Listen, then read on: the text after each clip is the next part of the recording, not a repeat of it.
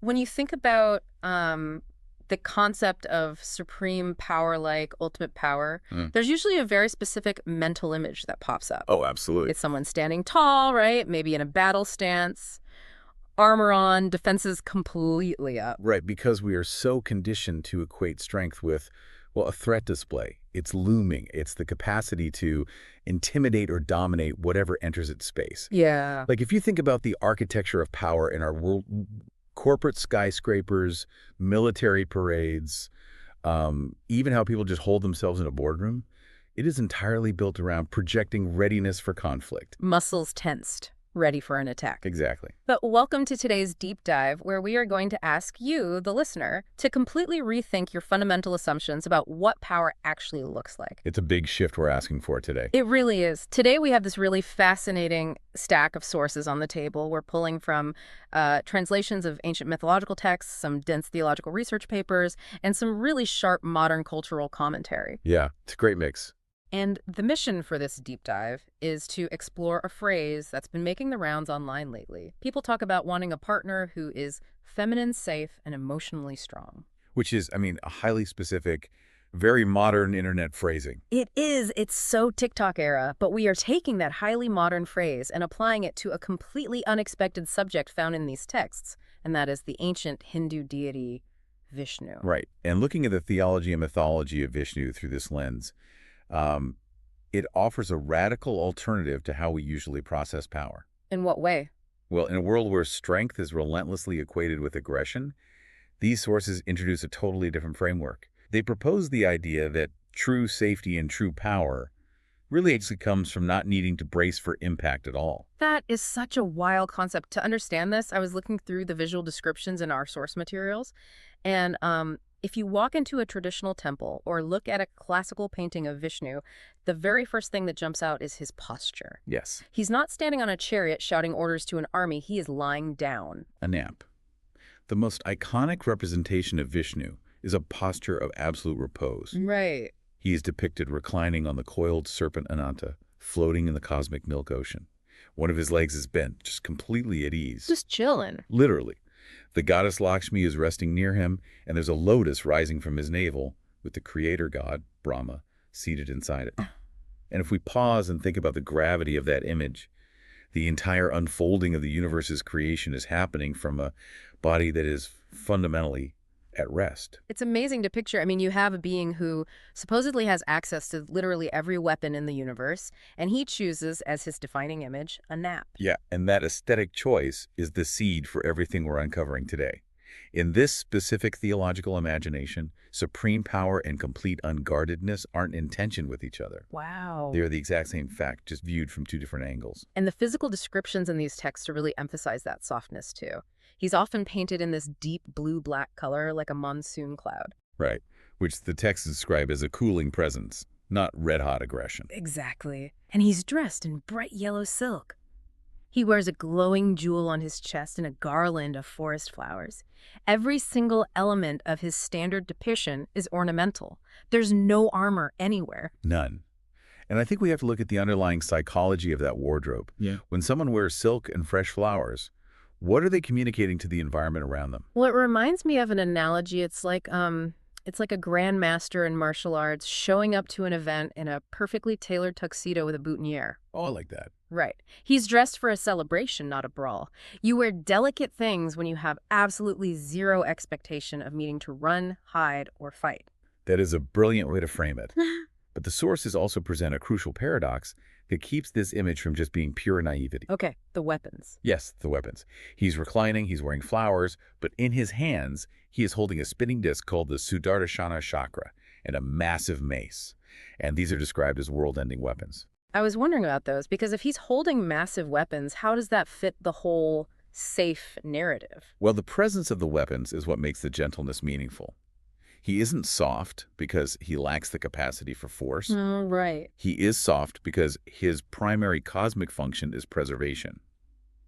His default posture toward creation is protective. The weapons are there, sure, but they are undeployed. Undeployed. Yeah.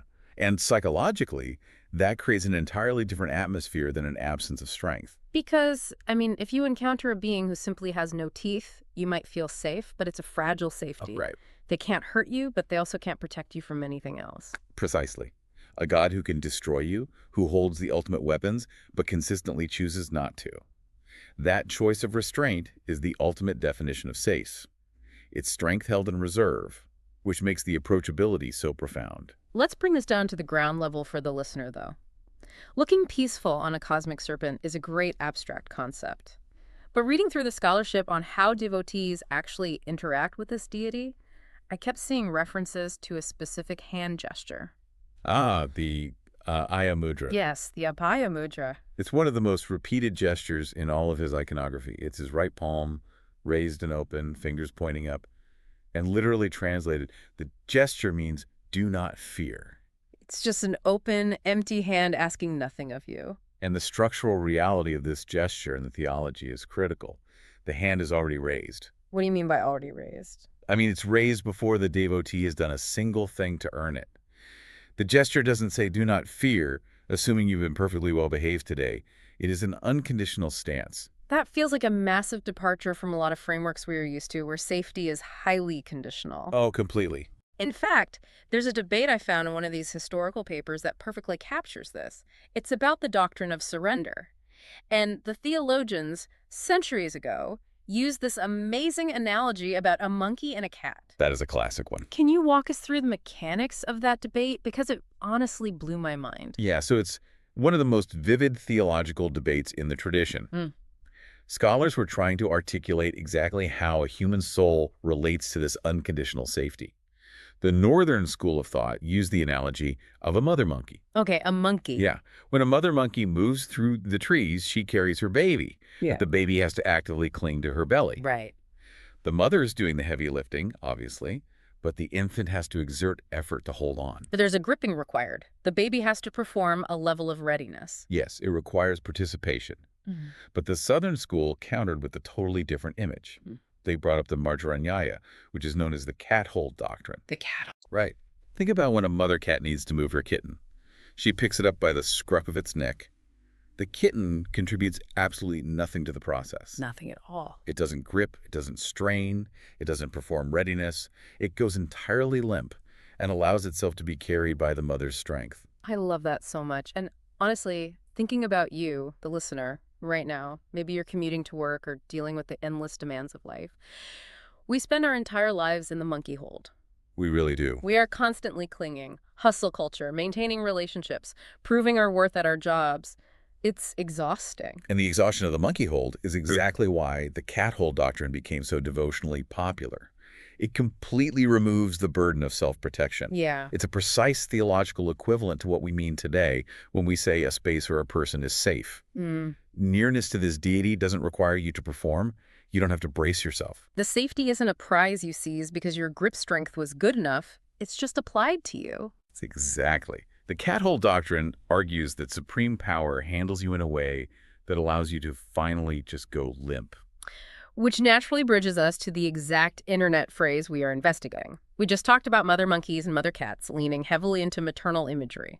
And the phrase is feminine safe. Right. But reading the mythologies in our stack, I realized this isn't just about using eternal metaphors. There's literally a story where Vishnu turns into a woman. Oh, the churning of the cosmic oceans, one of the foundational narratives. I was reading this translation, and the setup is wild. The gods and the demons are having this massive cosmic tug of war using a giant snake to churn the ocean. As one does. Right. And they're trying to extract the nectar of immortality. And when the nectar finally appears, this huge, violent fight breaks out over who gets to drink it. Classic mythological conflict. Exactly. And based on standard power dynamics, you'd expect the ultimate god to drop from the skies, swing that massive mace we talked about, and crush the rebellion to restore order. But he doesn't. He doesn't. He becomes Mohini. An enchantress of overwhelming absolute beauty. He or she, in this form, distributes the nectar entirely to the gods without swinging a single weapon. She wins through pure captivation. Grace, charm, and presence solve a cosmic war. What are the psychological mechanics of that choice? Why not just use force? To understand that, we have to look at the metaphysics outlined in the sources. This isn't viewed as like a trickster donning a clever disguise to fool the enemy. Okay. Within this philosophical framework, the masculine and feminine aren't completely walled off from each other. The masculine principle is understood to already intrinsically contain the feminine generative principle. So it's not like he borrowed a costume. He's just revealing a different dimension of what he already is. Exactly. Becoming Mohini is disclosing a reality that his masculine forms just don't show as plainly. The text doesn't treat the female form as a lesser, ironic, or temporary tool. For that episode, he simply is her. And the story demonstrates that her feminine presence operates as a complete, sovereign, and sufficient form of power all on its own. It doesn't need to be backed up by violence to be effective. That reframes so much. And we really can't talk about this concept of the feminine without talking about his consort, the goddess Lakshmi, who is also called Sri. No, you can't. Looking at the translations of his names, her presence is literally baked into his identity. It is. Two of his most common ancient names translate to husband of Sri and abode of Sri. In the major temple traditions, they are often worshipped as a single, intertwined reality. His name is actually considered incomplete without reference to her. But the research papers highlight something even deeper about her role. They describe Lakshmi as the necessary mediator between the human and the divine. Yes. And my initial reaction reading that was, wait, why do we need a mediator? We just established that Vishnu is the one with the open hand and the unconditional cat hold. Why do we need someone to run interference? It's a great question, and it really comes down to the mechanics of cosmic justice. Yeah.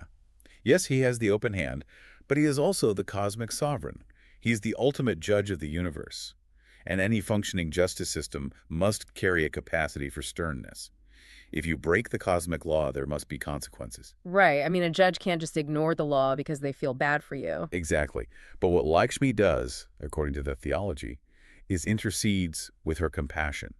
She tempers that sovereign sternness on the devotee's behalf. Ah, I see. So she acts as the mechanism that turns rigid divine justice into maternal mercy.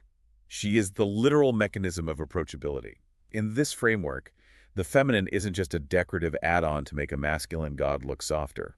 A devotee's safety structurally runs through her intercession. That's a profound way to look at it. And it brings us perfectly to the second half of our phrase, emotionally strong. Right, the other half of the TikTok equation. Exactly. If this being can fully inhabit the feminine and is defined by this deep maternal mercy, there must be an incredible emotional range there. The modern idea of an emotionally strong man usually points to someone who isn't afraid of their own feelings. Where do we see that in the sources? For the clearest picture of that emotional range, the texts shift focus to his avatar, Krishna. Okay. Specifically, the narratives of Krishna's youth in the village of Vrindavan. These were some of the most surprising stories in the stack. They are incredibly unguarded. Very much so. You have Krishna as a toddler stealing butter and actually getting scolded and tied up by his foster mother, or as a young man dancing in the forest with the cowherd women, completely unbothered by looking dignified or maintaining a sense of control over his image. The theology of devotion actually categorizes this vast emotional spectrum. Devotees relate to the divine in various moods. Yeah. Sometimes it's peaceful contemplation or the mood of a servant looking up to a master. But in Vrindavan, the narratives focus on parental love-like, the protective love a mother has for her child, an intense, romantic, vulnerable love. It's bursting with the kind of emotion that requires you to drop all your armor. It is, and the tradition pushes this to a really radical point. Yeah.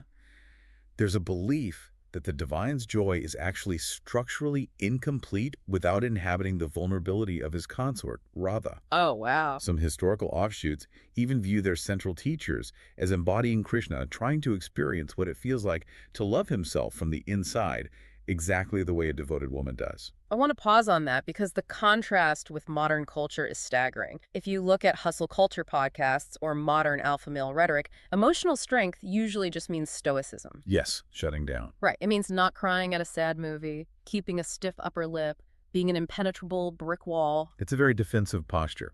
Extremely defensive. But here, emotional strength is the absolute confidence to be publicly, unguardedly affectionate.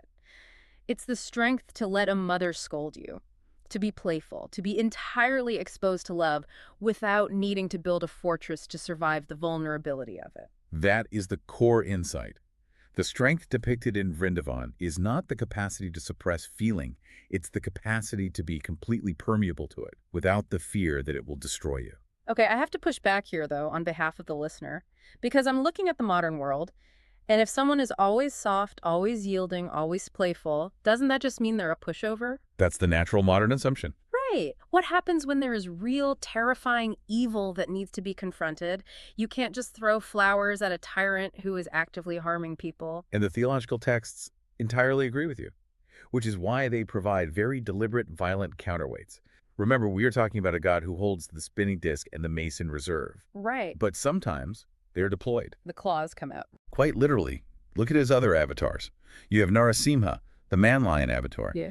The imagery there is some of the most violent in the entire mythological corpus. Yeah, that one was intense to read. Right. When a tyrant king is abusing the innocent, Narasimha physically tears the tyrant apart with bare claws. Bear claws. That is a massive tonal shift from the guy wearing fresh flowers and yellow silk. It is a deliberate shift.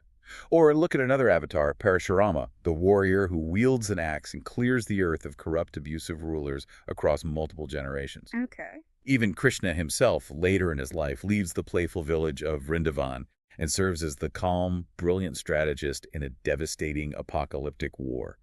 He could have tried to prevent that war through softness, but he chose not to, because the mechanics of the universe demanded something else. So the phrase feminine safe is absolutely not a euphemism for passive or conflict avoidant. No, and this is so critical to understand. The exact same theological structure that produces the enchantress winning a bloodless victory through grace also produces the man-lion's claws. Wow. The gentleness we've been discussing isn't an inability to be fierce.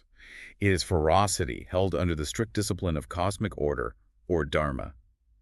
The softness is a choice. He is incredibly dangerous, but he chooses restraint as his ordinary, everyday state of being. And a being who is dangerous but chooses restraint is fundamentally different from a being who is just harmless. Right. These texts insist that the divine has the capacity for ultimate violence, but refuses to lead with it. So, bringing this all together, if a traditional scholar, someone who has spent their life translating these ancient Sanskrit texts, were to hear this modern TikTok-era phrasing feminine safe and emotionally strong man, how do you think they react? Do they roll their eyes at the pop psychology of it? I don't think they'd roll their eyes at all. I think the reaction would be one of recognition. Yeah, because the textual record genuinely supports this modern intuition. The open hand, the reclining posture, the unconditional cat hold, the fluid grace of Mohini, the emotional vulnerability of Vrindavan, it's all there. A scholar wouldn't see this modern phrase as an imposition, but rather as a contemporary translation of something the tradition has known for millennia. Though I imagine they would want to refine it a bit. Academics do love precision. Oh, they do, and their qualifications are actually really helpful for our understanding. First, they would point out that the feminine isn't a monolith. What do you mean? Well, the broader tradition recognizes many registers of feminine energy. There's discerning energy, there's fierce, protective energy, and there's terrifying, dissolving energy. Right. And Vishnu isn't exactly radiating, terrifying, world-dissolving energy in his resting state. Exactly. He is specifically saturated with the harmonizing, stabilizing, abundant energy associated with Lakshmi.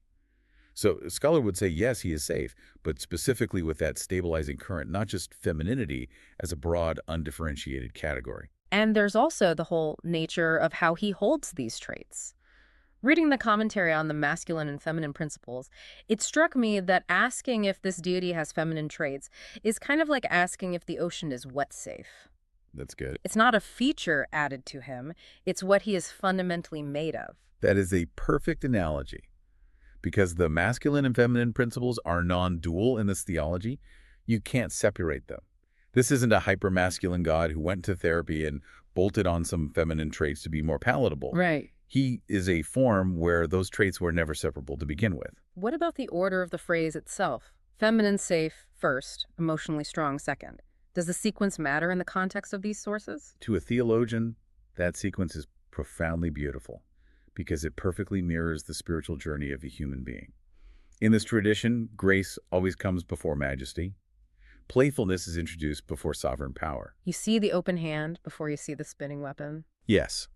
You don't first encounter terrifying, world-ending might, check its moral references, and then decide it's safe to approach. Yeah, that would be terrifying. Right. The approach happens through the open hand. It happens through the mother cat carrying the kitten, through the overwhelming feeling that nothing is required of you to be held. Only later, once you are safely secured, does the tradition reveal the immense, terrifying power that being is also capable of. Naming the safety first matches the exact theological order of operations. It is incredible how an ancient framework maps so perfectly onto what people are craving right now in modern relationships and modern leadership. We started with a god reclining on a serpent in the middle of a cosmic ocean. We did. We explored the unconditional relief of the cat hold, where you don't have to cling until your hands bleed just to be saved. We saw a fluid embodiment of grace that can stop a war without a weapon, and the unguarded, joyful vulnerability of a god willing to be scolded by a mother. And we saw that none of this erases the sheer devastating power of the claws kept in reserve. It's a complete, psychologically rich picture. The gentle approachability was never there in spite of the strength. It was simply the way the strength chose to manifest in the world. Exactly. So, we'll leave you, the listener, with this to chew on. In our modern workplaces, in our relationships, in our communities, we spend so much of our energy performing toughness. We put on the armor, we raise our voices, we tense our muscles just to prove that we belong or that we are strong enough to survive the day. But if the ultimate vision of power found in these ancient texts isn't a clenched fist, but a relaxed, open hand that asks absolutely nothing of you, what would it look like for you to drop your armor today and let your actual strength be soft?